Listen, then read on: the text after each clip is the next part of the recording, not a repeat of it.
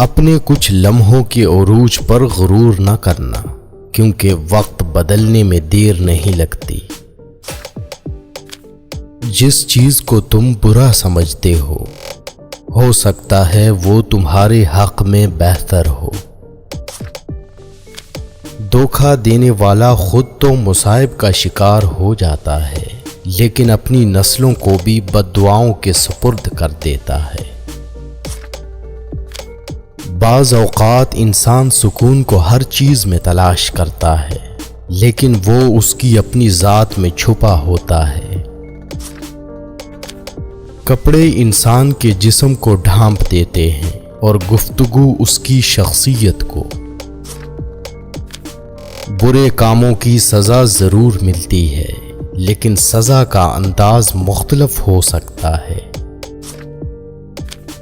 اگر کسی کی تکلیف دیکھ کر تمہیں تکلیف ہونے لگے تو سمجھ لینا کہ اللہ کے بنائے ہوئے بہترین انسان ہو۔ اگر دنیا اور آخرت کی کامیابی چاہتے ہو تو اللہ کے بندوں سے اچھا سلوک کرو۔ عقل مند وہ ہے جو صورت ہی کو نہیں، سیرت کو بھی سنوارنے کی کوشش کرے۔ جب اللہ پر مکمل یقین ہو تو اس کی مخلوق سے نہ گھبراؤ۔ ہر اس محفل میں گھسنے کی کوشش نہ کرو جہاں تمہارا کوئی جوڑ نہ ہو۔ دشمن کا انتخاب اس کی ذہانت دیکھ کر کرو، اور دوست کا انتخاب کردار دیکھ کر کرو۔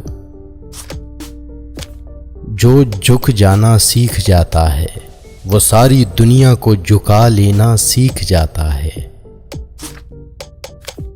بات چیت کرنے سے انسان کی عقل مندی میں اضافہ ہوتا ہے، لیکن تنہائی وہ درسگاہ ہے جس سے عظیم لوگ جنم لیتے ہیں۔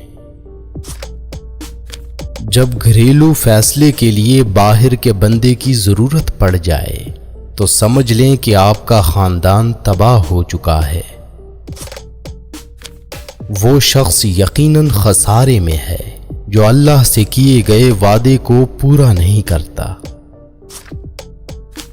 جو ذات رات کو درختوں پر بیٹھے پرندوں کو نیند میں گرنے نہیں دیتی، وہ ذات انسان کو کیسے بے یار و مددگار چھوڑ سکتی ہے؟